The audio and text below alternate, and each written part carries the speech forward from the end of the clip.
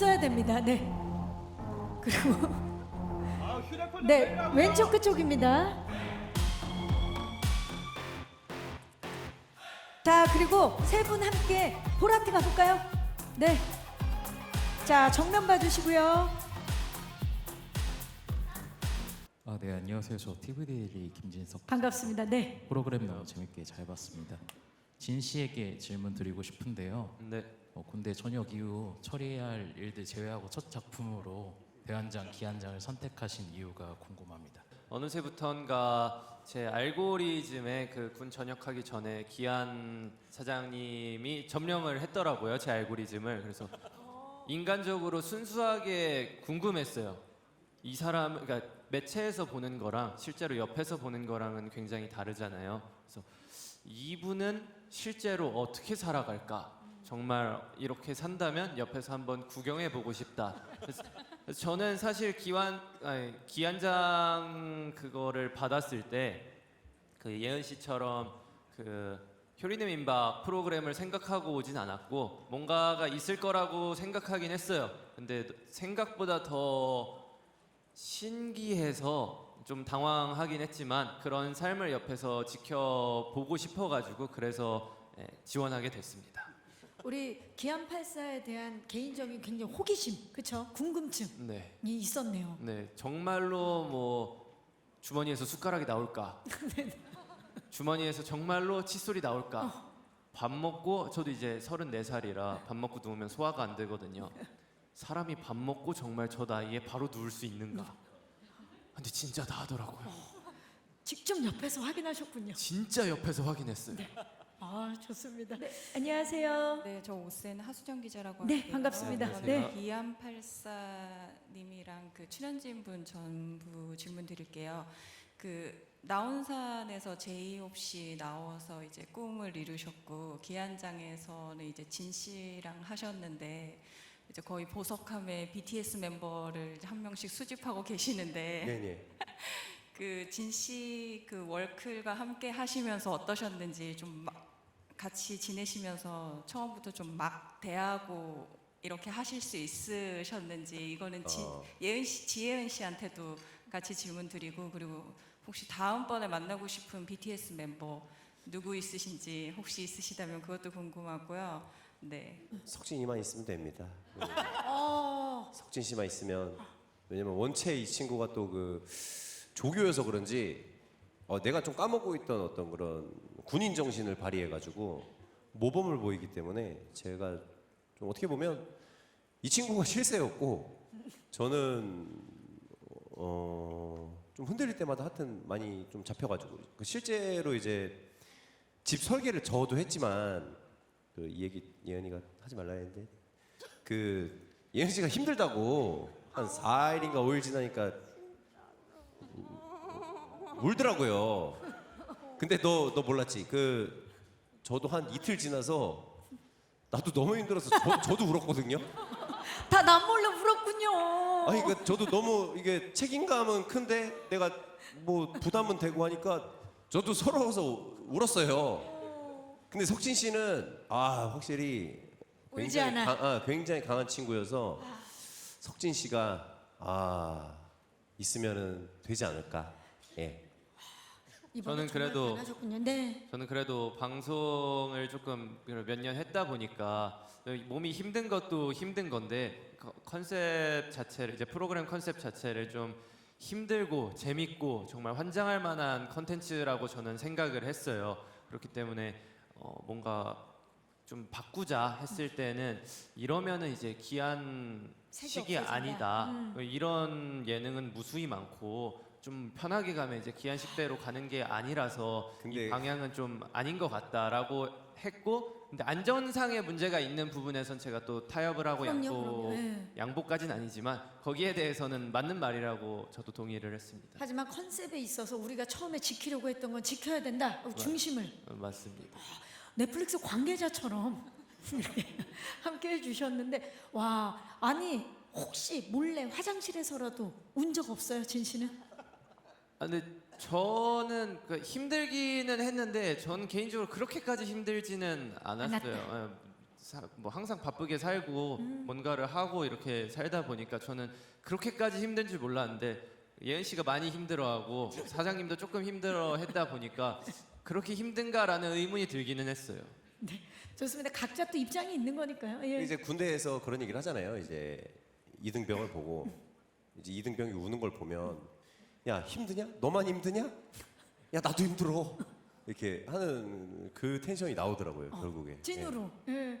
예은 씨. 네. 근데 기자님께서 주신 질문은 실제로 진 씨와 함께 이제 월클인데 함께 했을 때 어떠셨는지, 편했는지. 예. 저도 처음에는 이제 너무 월드스타고 BTS다 보니까 다가가기도 힘들고 또 괜히 옆에 있다가 욕 먹을 것 같고 그래서 되게 거리 두려고 했어요. 엄청 너무 BTS도 너무 좋지만 한편으론 그죠, 긴장되는 부분. 나 어떡하지? 이렇게 되는 거예요. 그래서 최대한 거리를 두려고 했었는데 근데 너무 그 공간에서는 그럴 수가 없고 또 그래서 되게 빨리 친해진 것 같아요. 또 오빠도 되게 편하게 그냥 막 저한테 막 하면서 되게 친해진 것 같아요. 편하게 대해줬군요. 네, 예. 저도 BTS에선 진 오빠밖에 모릅니다. 네. 아, 이게 오늘 처음 보는 분들은 대부분 그 BTS랑 같이 뭔가 엮이면 욕을 먹는다는 생각이 꽤 아무래도 많으시더라고요. 관심이 너무 집중되다 보니. 네, 그래서 예. 다들 다가오는 걸 좀 많이들 힘들어해요. 그래서 일부러 조금 더 뭐 과하게 더 다가간다거나 뭐 좀 그런 게 있기는 해요. 그렇죠. 아무래도 또 진 씨가 그리고 워낙 또 성격이 좋잖아요. 근데 다 지금 두 분 다 BTS에서는 우리는 진뿐이다라고 말씀하시니까 진 씨가 반대로 대환장 기한장을 만약에 시즌 2를 한다면 멤버 중에 누구를 추천하시겠어요? 아, 저희 멤버요? 네. 아, 저도 저희 멤버 중에 저밖에 모르기 때문에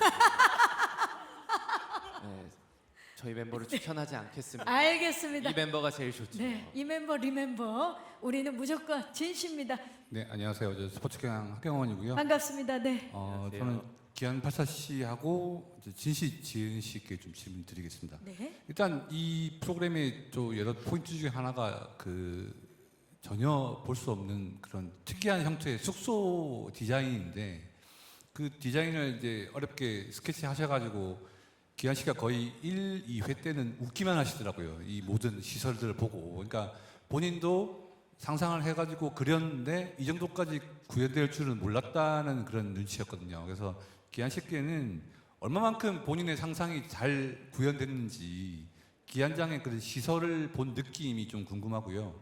그리고 실제 써보고 사용하면서 아 이건 내가 생각해도 너무 좀 심했다. 그러니까 숙박객이나 직원분들한테 나의 상상이었지만 좀 너무 심한 것 같다라고 생각하는 요소가 어떤 부분인지 좀 궁금하고요. 그리고 진 씨하고 지은 씨께는 진 씨 경우에는 1회에서 이제 말씀하시기를 그 다른 종이라고 기한 씨를 생각했다. 그래서 어떤 사람인지 좀 궁금했다고 이제 아까도 질문에 나왔지만 결과적으로 이제 이렇게 같이 기한장을 해보고 나니까 기한 84라는 사람은 이런 사람이구나. 좀 본인 나름대로의 결론이 있었을 것 같아요. 그러니까 뭐 좀 이상해 보이지만 결국에는 좀 낭만도 있고 또 해보니까 정말 또 잊히지 않는 그런 사람이라는 좀 평가들도 많잖아요. 그래서 진 씨하고 지은 씨께는 처음엔 좀 이상했지만 결국에는 또 기한 씨하고 해보니까 아 이런 사람이라는 걸 좀 알 수 있었다. 좀 본인 스스로 좀 기한 84는 이런 사람이구나. 좀 결론을 내린 부분이 있다면 어떤 부분이 있을지. 근데 진짜 그대로 너무 구현을 똑같이 해놔가지고 어디까지 생각했냐면 이제 그 저희 봉 타고 내려가면 식당이 있어요. 식당에서 아궁이에 불을 피워서 요리를 하자.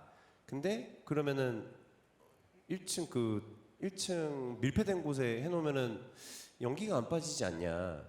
근데 그때는 좀 쉽게 생각한 게 그러면은 아궁이의 연기가 모기를 퇴치할 거니까 모기를 퇴치할 수 있어서 일석이조겠다.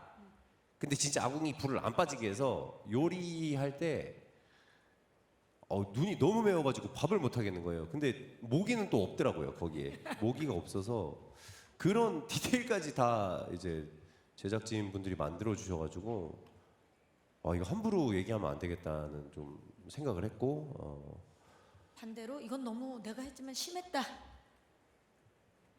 저는 그 살면서 제가 너무 힘들어가지고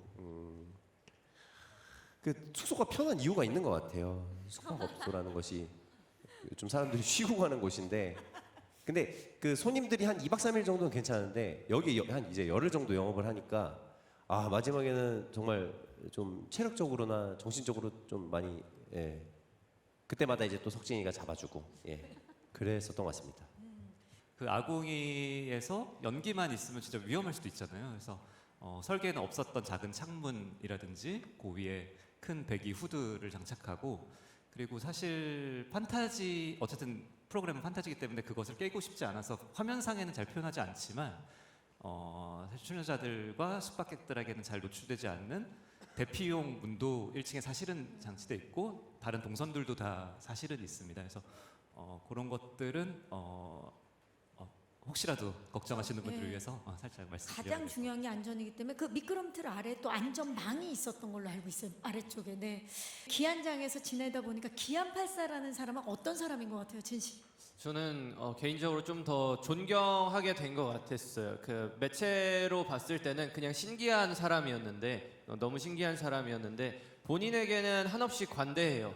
뭐 이거를 해도 되고 뭐 저걸 해도 되고 아 이렇게 해도 안 죽어 뭐 해도 안 죽어라고 그렇게 얘기를 했었는데 손님들이나 저희 직원들에게는 너희는 이렇게 하면 안 돼. 이렇게 하면 다칠 수 있어. 이렇게 하면 건강에 안 좋아. 위생에 안 좋아. 라는 말을 했을 때 너무 놀랐어요. 그래서 본인한테는 뭐 그런 걸 이제 적용시켜도 되지만 남들한테는 그 사회가 허용하는 기준 있잖아요. 그 기준을 좀 만족시켜 줘야겠다라는 마인드를 봤을 때 저는 정말 대단하고 멋있는 형이라고 생각을 했습니다. 진씨 얘기 듣고 나니까 더 멋지게 느껴지네요. 지혜은 씨는요? 저는 생각이 굉장히 많고 책임감이 강한 사람이라고 생각했어요. 왜냐면 기안 사장님이 사실 생각 없이 사는 줄 알았거든요. 그래서 집도 이렇게 지었고 그냥 깊게 생각을 하지 않고 단순하게 생각을 하는구나라고 생각을 했는데 엄청 생각이 너무 많은 거예요. 그래서 진짜 저렇게 생각이 많은데 이렇게 지었다고. 그래서 생각이 너무 많고 또 거기에 대한 이 프로그램에 대한 책임감이 너무 강해서 저런 사람이었구나라고 생각했어요. 저 뉴스원의 윤효정입니다. 반갑습니다. 네. 반갑습니다.